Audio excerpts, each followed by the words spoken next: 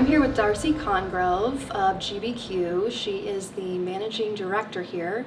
GBQ is the largest accounting firm in Columbus, Ohio, and we are going to talk about conscious capitalism, kind of what that means. So conscious capitalism is based off the book by Raj Sisodia, and it is basically the fact that capitalism and purpose can both coincide in one space. So you need purpose and capitalism to help feed each other.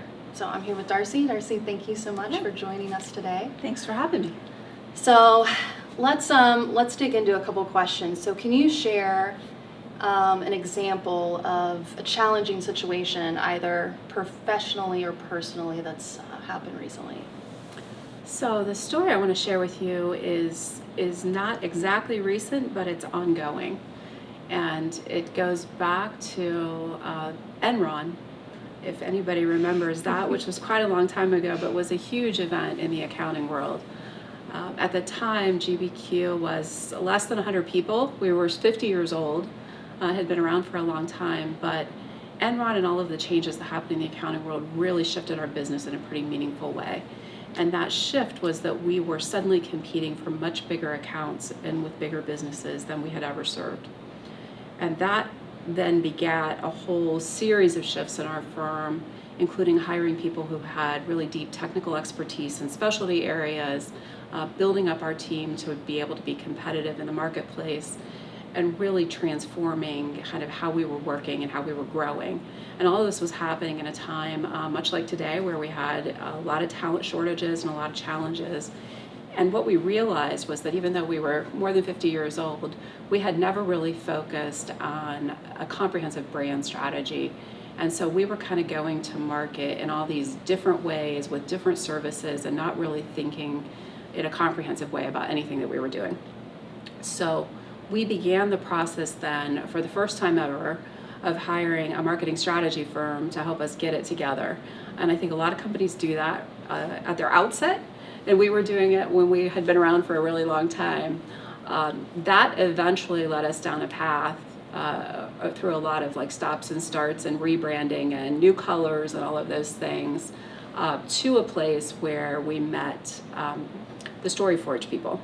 So here locally, StoryForge started talking to us in a competitive situation. We were talking to a number of marketing strategy firms, but they came in to talk to us about purpose-driven branding and really thinking about why we exist. And that was a turning point for us.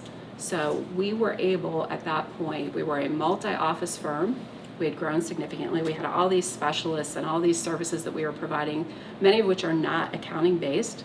So we needed to market ourselves in a way that was very different than what we had done in the past. And wrapping that kind of purpose across the whole top of it made an immense amount of sense as we went to market. It then ultimately led to lots of other outcomes too, but we were able to share with all of our team members why we existed and what we really wanted to accomplish, I think, as an organization. So, long story with a long time ago beginning, but a significant impact for our firm today. I love that. Was there a specific kind of aha moment in that conversation where it was just like you felt like, oh my gosh, this is our purpose? Or was it more of a retrospective conversation with the team, or kind of how did that play out? Yeah, so StoryForge went and did interviews with our clients. And we had had this done several times across our history, including not that long before they did theirs. And those interviews were typically done by a third party and were about client satisfaction. You know, what other services do you need? What are you getting from your team? What do you wish they did better?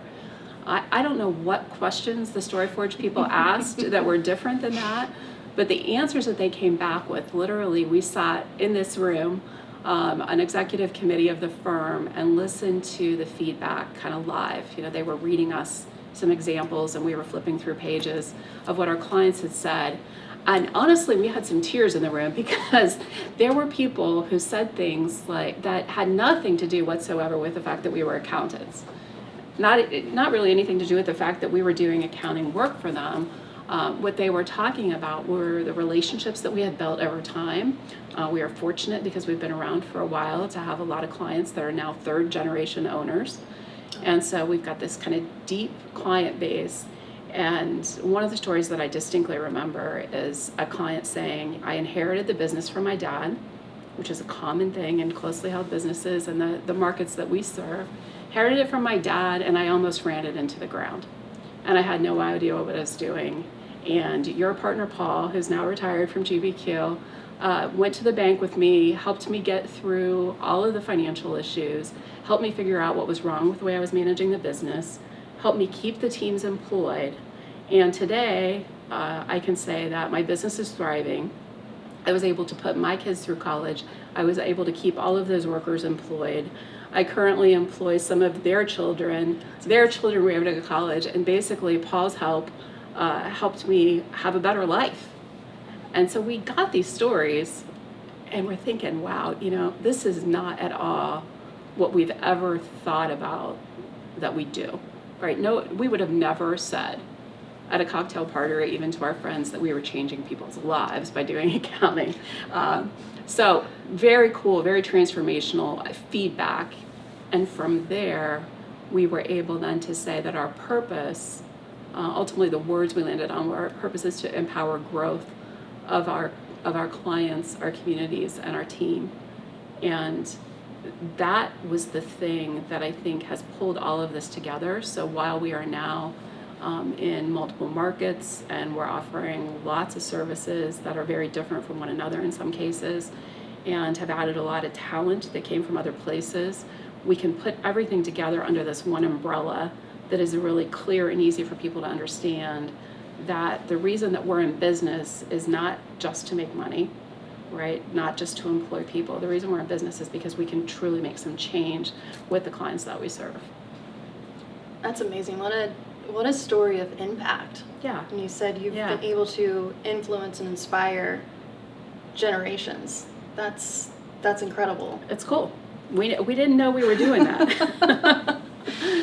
So then, what inspires you? What out of the four tenets of conscious capitalism, what one do you gravitate towards the most? I know I heard you mention purpose quite a few times, but yeah, so we're really, I think, focused right now, maybe just because we haven't gotten far enough to get to the other three, but we're really focused on the higher purpose because I think that a lot of times accountants take a lot of jokes, honestly. There's there's jokes about actuaries and accountants and lawyers that are all kind of very similar. And I don't think I've ever gone anywhere and introduced myself and said, I'm a tax accountant, and had somebody say, oh, cool, tell me more. So we kind of have this, bit of a hang up, I think, about ourselves and what we do and the importance of it.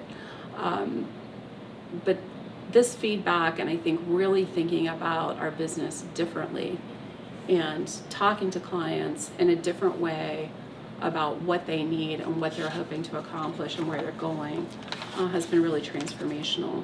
I think it also changed just the way we approach things. So if we think about having a prospective new client that we're meeting for the first time, we're not starting with the litany of all of the things we know and all of the current issues in accounting and all of the things you should be thinking about, and did your prior accountant tell you this or not. We're starting with some storytelling and talking about what we've done for other clients, and I think the storytelling is a lot more accessible for people and helps us to build some relationships and some trust from the beginning. It's also easier to tell stories for our younger people that work here than for them to feel like they have to immediately dump all of their technical credentials onto the table, and talk about why they're smart and they should be hired. When you can get people to tell stories and really just talk about their own experiences, I think it's a lot easier to connect with people. That's beautiful. It's when you mentioned the industry that you're in, you think you're still dealing with people. It's still people business, and being able to establish that trust and that confidence. What were some of the insights after realizing that you applied internally to your group from that perspective? I think all of us have just lived through our first pandemic, and one of the things that was really beneficial to us as we, were planning our shutdown in March of 20, and we're thinking about, which is tax season, right? That's busy season for us. So, very disruptive. One of the things we were thinking about at the time that was happening was that we had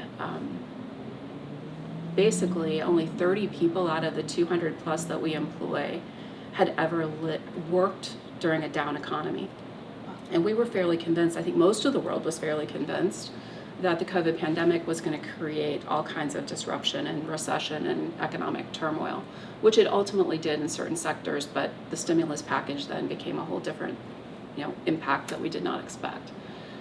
But I think going into that and understanding that most of our team had never experienced anything like that, and that the piece that we couldn't control was COVID, but the piece that we could control was potentially the financial impact that it was going to have on our clients. For example, we had one of our biggest clients was deemed a non-essential manufacturer. They let more than 500 people in one day. And so we started to do messaging internally about empathy and about thinking about what you were saying to clients, right? So please don't go home and plug into your computer at home in your bedroom and immediately start in with the clients from where we left off. I need this schedule from you, and we're still waiting on this, and so forth and so on, right? Please start with something human, and please understand the situation that they're in, and meet them there. And maybe, depending on how that part of the conversation goes, it's not the right day to ask for the depreciation schedule. We did a really intentional messaging around how to connect with the clients who were probably experiencing a very different situation than we were. We all knew we could work from anywhere with our laptops. We had lots and lots of clients who couldn't do anything and were really, I think, in a bad frame of mind about what might happen next. And so coming back to that message and thinking about empowering the growth of our clients and our communities and our teams helped us kind of stay, I think, in the right place as we had those communications. And I think that plays so well into one of the other pillars of conscious capitalism, which is culture, is you're literally empowering your associates to make those decisions where it's like, today might not be the best day to have that conversation. And I'm sure that has made quite an impact on your clients and customers, and from a retention perspective too. Yeah, I think we built stronger relationships through that crisis with clients than we may have ever had, because we were able to, help them through not just crisis management but solutions. So there were PPP loans, and there were stimulus, programs specific to certain industries, and there were all kinds of things. That many of those are still ongoing. We're still doing a ton of work with employee retention tax credits and other incentives. So we've been able to be solutions providers, and we ramped up groups of people who focus on those things very specifically so that we could get to market as fast as possible to bring those solutions. And I think all of that energy really was great for our team. We ramped up internal communication and talked about taking care of ourselves as well, to try to stick to that empowering growth of our team members. We knew that everybody was in a different situation. Some people were working in an apartment with 3 roommates who were all doing the same, and some people were suddenly homeschooling, and there were all kinds of things happening. And so people kept asking us, what are the new rules, right? And we kept saying we're not going to make rules, because as soon as we do, we know that one size will fit exactly none. So just use your judgment, take care of yourselves, take care of the people you love, and take care of our clients. And if we do that, ultimately, I think we kind of turned it upside down, because we initially were saying, just take care of the clients, right? And then people started pushing back and saying, you don't even understand what we're dealing with at home. So why do you keep starting with the clients? And, I'm an accountant for a very long time. My answer was, because if we don't have any clients, we don't have any revenue, and then you don't have jobs, and then the whole thing falls apart, right? So this seems really obvious to me.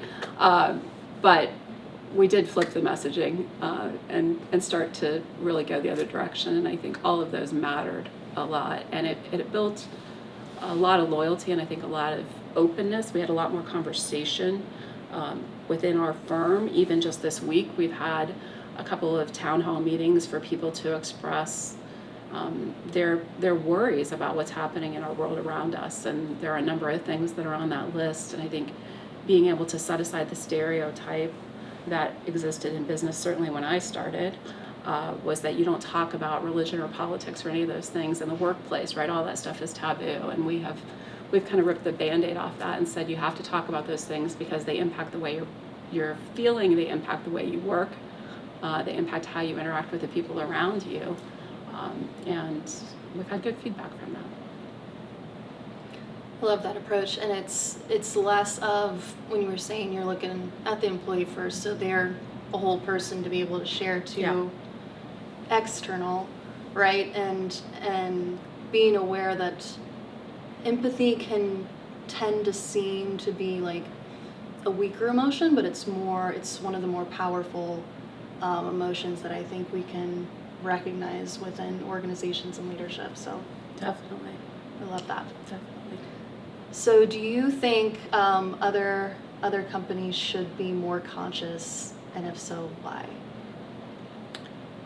Well, as a practical matter, I think right now with the talent situation the way that it is and the way that it looks like it will be for quite some time, without having some purpose or some North Star, you're really having a hard time finding talent because people want to work somewhere where they feel like they're going to be included, they're going to be part of a team, they're going to be valued, and that there is a purpose that goes well beyond just making profit. We do a ton of campus interviewing, and particularly from a younger demographic, we get all kinds of questions about what we do in the community and what we do in terms of donations and community service, and how we have an impact on the world around us. So I know that that's something that's driving behavior. So yes, I think if anybody's not thinking about it right now, they probably should be. All right, so I'm going to ask a quick question. So, Sure. to you, what does conscious capitalism mean? I think simply valuing people and profit, both, not one before the other. What is to you the most meaningful aspect of one of the tenets of conscious capitalism?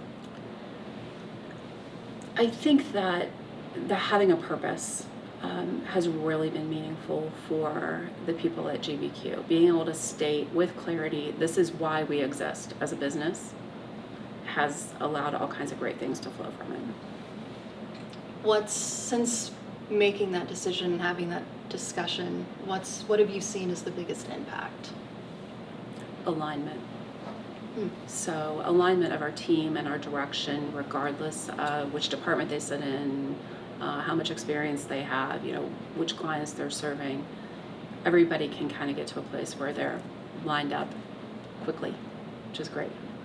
I love that. I totally agree. It's one of the core drivers in our organization as well. It's trust and having that transparency.